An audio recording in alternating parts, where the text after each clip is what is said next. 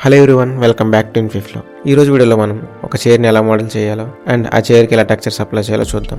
ముందు షిఫ్ట్ ఏ క్లిక్ చేసి ఒక క్యూబ్ని యాడ్ చేసుకుందాం అండ్ ఆ క్యూబ్ని పైకి మూవ్ చేసుకుందాం. ఇప్పుడు ఎడిట్ మోడ్లోకి వెళ్ళి ఈ టూ ఫేసెస్ని సెలెక్ట్ చేసుకుని డిలీట్ చేద్దాం అండ్ మొత్తం ఆబ్జెక్ట్ని సెలెక్ట్ చేసి రైట్ క్లిక్ చేసి సబ్ డివైడ్ చేసుకుందాం. ఇప్పుడు ఈ టూ ఫేసెస్ని సెలెక్ట్ చేసుకుని కిందకు మూవ్ చేసుకుందాం అండ్ ఎక్స్ యాక్సెస్లో సైడ్కి మూవ్ చేసుకుందాం.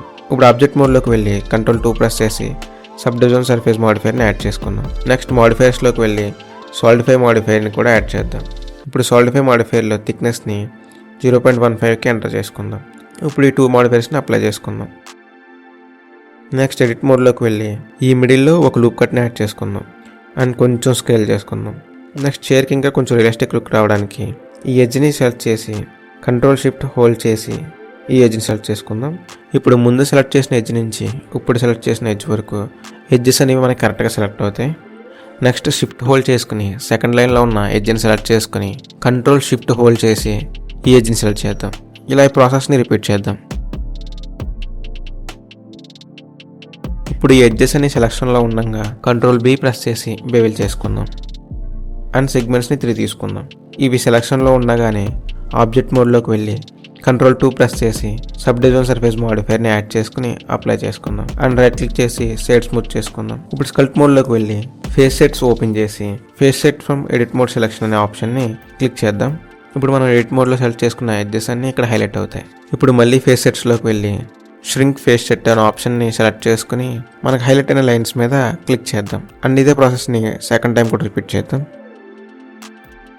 ఇప్పుడు కిందకి వెళ్ళి క్లాత్ ఫిల్టర్ టూల్ని సెలెక్ట్ చేసుకుని పైన ఫిల్టర్ టైప్ని ఇన్ఫ్లాక్ట్లోకి చేంజ్ చేసుకుందాం అండ్ రైట్ సైడ్లో యూజ్ ఫేస్ సెట్స్ ఆప్షన్ని ఎనేబుల్ చేసుకుందాం.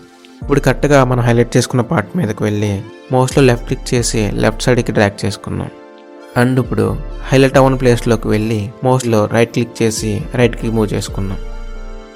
ఇప్పుడు మన ఆబ్జెక్ట్ మోడ్లోకి వెళ్ళి Ctrl+2 ప్రెస్ చేసి సబ్ డివిజన్ సర్ఫేస్ మాడిఫైర్ని యాడ్ చేసుకుందాం. ఇప్పుడు మనం స్టాండ్ని మోడల్ చేద్దాం. ఇప్పుడు Shift A క్లిక్ చేసి మెష్లో సర్కిల్ని సెలెక్ట్ చేసుకుందాం.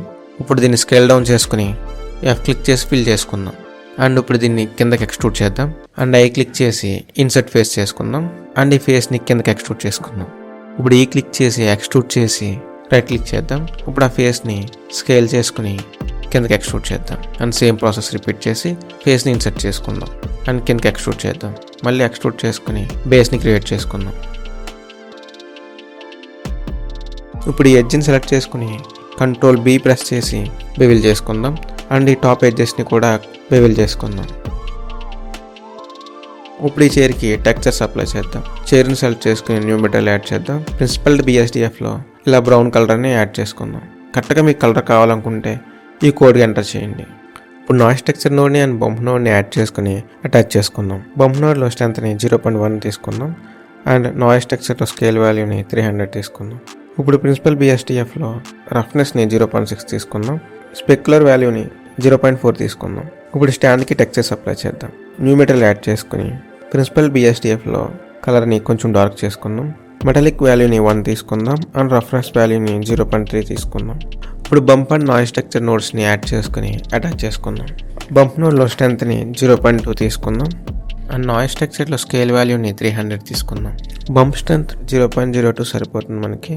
ఈ స్టాండ్కి ఇంకా రియలిస్టిక్ లుక్ కావాలి అనుకుంటే కలర్ ర్యాంప్ నోడ్ని యాడ్ చేసుకుని నోట్స్ని అడ్జస్ట్ చేసుకోవడమే.